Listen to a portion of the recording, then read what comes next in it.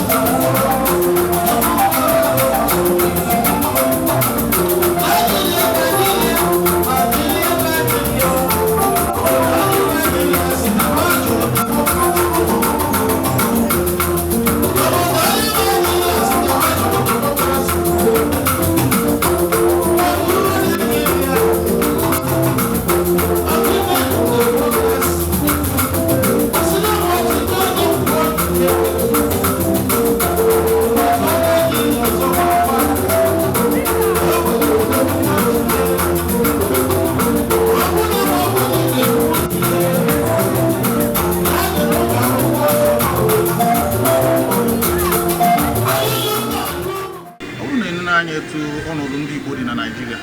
asị gị kọwaa anyị nọ ebe anyị kwesịrị ịnọ asị m kọwaa nsị na anyị anọrọ ebe anyị kwesịrị ịnọ maka na atụgharịrị m uche na Naịjirịa wee chọpụta na o nwere ibe Peter Obi vụrụ wee kwesị na ndị Igbo bụ light of the nation na Anambra, mostly Anambra, maka na ịbịa na Naịjirịa na ndị Igbo bụ nation builder. Ndị Igbo wetara Naịjirịa freedom. Onye gbara mbọ ya taa afụfụ a bụ Nnamdi Azikiwe. O wetasie ya oluzie na election maka na asịrị majority carries vote.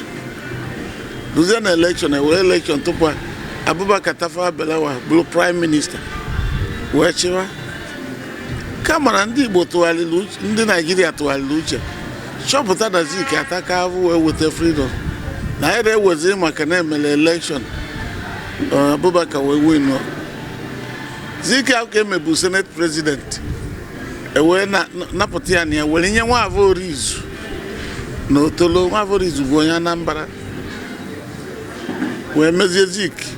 president. Zik wee bụrụ Nigerian first president. If I was here, the Nigerian first president Nnamdi Azikiwe, onye Anambra. Nigerian first senate president bụ Nwaavọ Orizu, onye Anambra. Nigerian first millionaire bụ onye Igbo, onye Anambra, bụ Saluwi Odimegwu. Nigerian first adjutant general in the army bụ onye Anambra, Emeka Odimegwu Ojukwu. Ivugia Nigerian first Olympic gold medalist bụ onye Anambra, bụ Emmanuel Ivajuna. Agbakọsịa ife niile Nigerian first PhD holder bụ onye Anambra, Okongwu. Nigerian first mathematician bụ onye Anambra. Eme agwari weta kọmputa bụ onye Anambra. Ebe ọ bụ na Anambra na-eme ibe niile ọkọkwa n'izu na ngwụwa agụwa chi eji ibe Anambra melụ Naịjirịa, mana eluzie na ọchịchị edebe ndị Igbo n'akụkụ, enye onye Hausa, enye Yoruba, na nke Goodluck na bụrụ onye Igbo. Goodluck bụ onye Ijọ maka na ọ si ọ bụ nwanne ndị Igbo avavia ụva. Na-ajụzi ọchịchị nke anyị nọ nke a kedu ibe anyị akpụ ya? Anyị na-aga n'iru ka anyị na-aga n'azụ? Ọ bụ na ibe ga-adị mma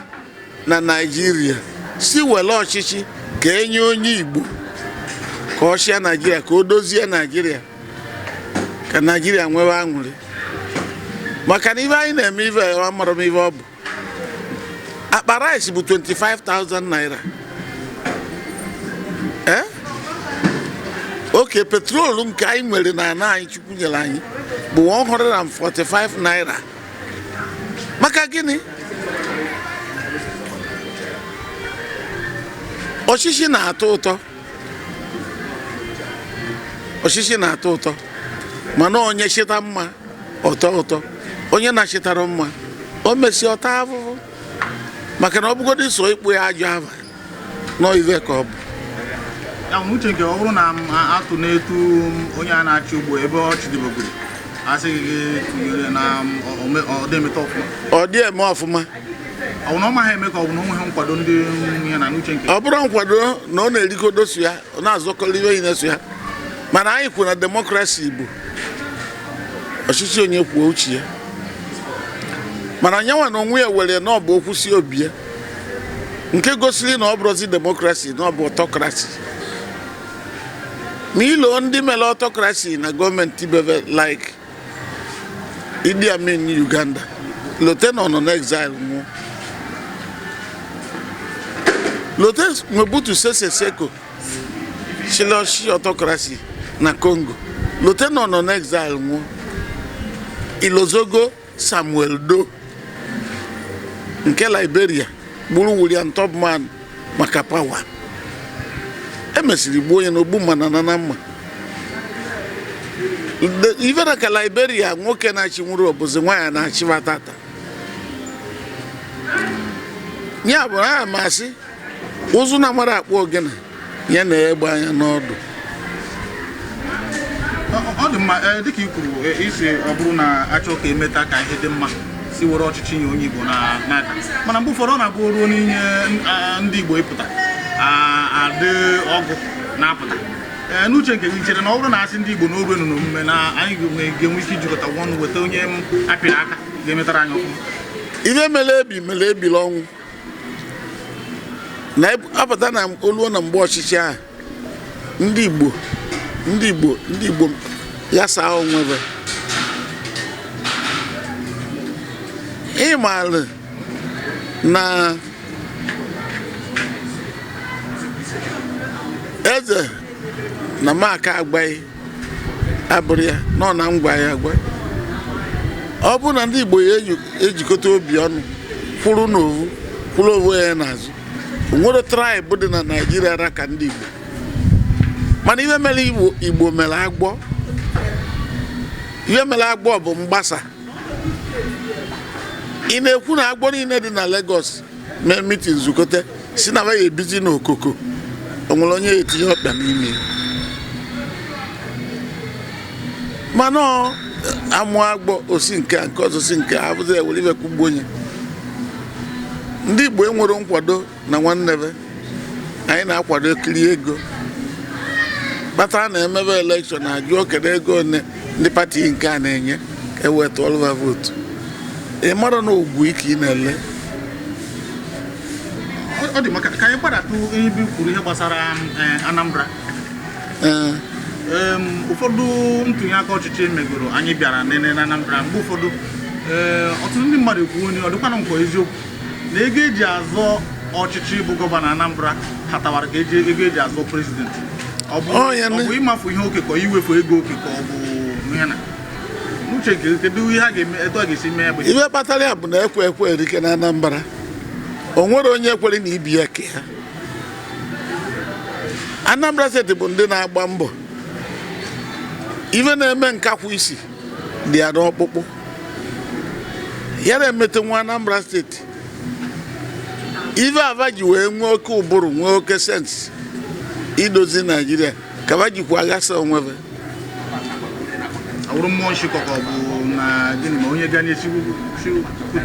onye nwanne ya gara n'iru osi n'azụ kwatu onye riri mba ọkpa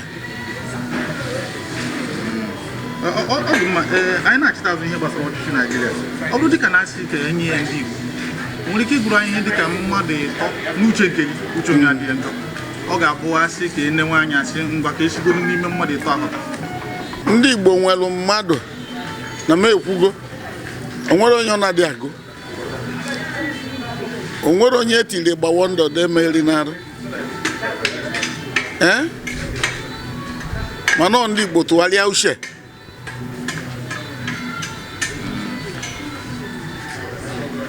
ọkwa na enwebeghị onye ị ga-asị ka onwere onye m ga-alụ aka si na onye a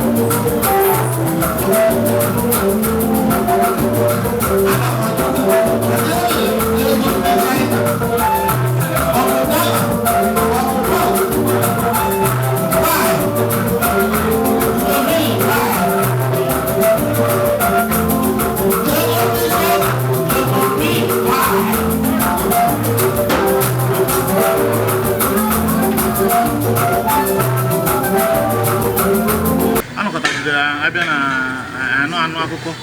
ndị achụ efi si gbuo ndị nke achụọ ndị nke na Enugu egbuo ndị nke ebe a n'uche nke kedu ihe iche butere kedu etu a ga-esi kwuo nnukwu wa ife a o ji bụrụ alụ ka o ji bụrụ na onye Fulani chịwara Naịjirịa ndị Fulani na-achị evi wee ma na enwego pawa wee were egbe bata obodo gbagbuwe mmadụ ọ dị mma ndị anwaba ji egbe gbagbuchekere ibe onye isi ala kwuru onye isi ala kere ibe o kwuru na ndị gbagburu mmadụ gbagbuo mmadụ rinne gbagbuchie mmadụ were nwayọọ na-aga ije ma ya amago na ndị Igbo anaghị atọ akpagbuo na ife aba na-agbagbu mmadụ nwere mgbe o eluo Igbo mmeri mmanụ bakwuru ndị Hausa niile na ọkpọrọsịs of Fulani mgbe a bidokwa agha nya bụ ka onye ọbụla were ile egwu ezi ọnụ ọ dị mma mana ka ihe ndị Igbo kwesịrị ime ugbu a maka enwego mgbe anyị abịago ala Igbo ugboro erute ebe ahụ ma n'ime ime obodo ọ bụrụ ndị Hausa bụ ndị ma ndị na-ebe mbọ ma ndị na-agba ọkada ma ndị na-eme ihe na asị ha ọ bụrụkwanụ na ya bụ ihe daa kedu etu a ga-esi mee ebe ọ bụ na ụmụ okorobịa anyị niile nọ n'ụzọ ije na-achụ ihe apụghị kedu ihe iche na ndị gọvanọ ndị ọchịchị ala Igbo ma ọkwa ndị welitere isi na ala Igbo kwesịrị ime iji wee mee ka ya bụ ihe benata o kwesịrị na ndị Igbo ya tụgharịa uche kwụrụ onwe ya n'azụ ka esoro ya ka anyị wee nwee ọganihu ọ dị mma nna Igbo ka jụọ ọnọdụ anọ n'ime kịta kedu etu o si emetụta ụnụ bụ ndị ọnọdụ recession iwu megide na etu o si emetụta ndị ọzọ ọrụ anyị nwa bụ ndị na-eti egwu bụ onye mee biznes wee meta ego obi aṅụrụ dị ya n'obi wee bụ onye egwu ego onye na nwere ọya bọyị ndị esiziri kọntena ba ndị niile esizi kọntena ba ọ na-eje mma ife dị ka o nwere ebe anyị ka eti egwu echi bụ Satọde mana onye asị na-esiziri kọntena ya niile ya na-eji iji ya maka iri nke a egwu ka ji ego dị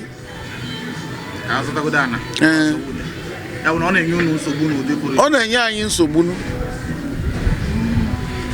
ọ dị mma ekwuo na mgbe ụfọdụ na ndị Igbo ijikọta ọnụ dịka ị na-ata egwu ọnụ ugbu a ndị Igbo ijikọta ọnụ mee ihe na-enye nsogbu abịa n'obodo abụ Lagos ama m na ndị Igbo karịrị ma ndị nwe obodo izu ụka na-abụọ gara aga ka otu nwaanyị nwelitere isi bụ onye Igbo na Lagos kwuru na ndị Igbo tinyere anya na anyị bidoro zọwa ka enye ndị Igbo deputi gọvanọ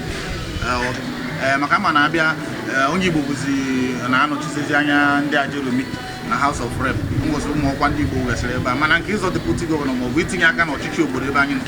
n'uche nke ọ bụ ihe kwesịrị onye Igbo na-azọ deputi gọvanọ ebe a na-esi n'ụlọ mara mma pụọ ilo ọzọta nya bụrụ kama na onye na-azọrọ biya adịghị azakwa n'ebe Igbo ọ dị mma dịka onye okenye eze egwu biko kpọtụrụ anyị ọnọdụ egwu ndị Igbo nọ ugbu a ọkachasị ndị na-eti egwu ọdịnala maka ọ dịka gasị Oliver Anana onye ọbụla na-azụ ịnọchi Oliver nwa onye chọrọ ime nke n'ụdị dịka okenye nọ n'egwu kedu ndụmọdụ ị nwere inye ụmụaka na-ekuli n'ihe gbasara iti egwu ọkachasị ndị Igbo otego nkwuwelie onye chọọ iti egwu ya sobe mmadụ ka ọ dị n'aka ya mụta egwu niile na-eti copyright ụfọdụ na-azụ Oliver Dikokwe Junior ma ya bụrụ Oliver Mụba ụfọdụ na-azụ Ọsadebe Junior ma Ọsadebe amụrọwa abidoro a na-eti egwu Ọsadebe o tie rekọd na-abụ sị na ya bụ ezi egwu na Naịjirịa nwere iwe ụlọ ọbalị onye ọbụla gbaba mbọ ka na-egwu ndị ụmụaka na-eti egwu mana nke kasị nke bụ na iwe anyị na-enunezi n'ime bụ hip hop enwere meseji na ukwu nwaanyị Owere ukwu mbadamba ara ga-agba ndị ara vanchọ bụ egwu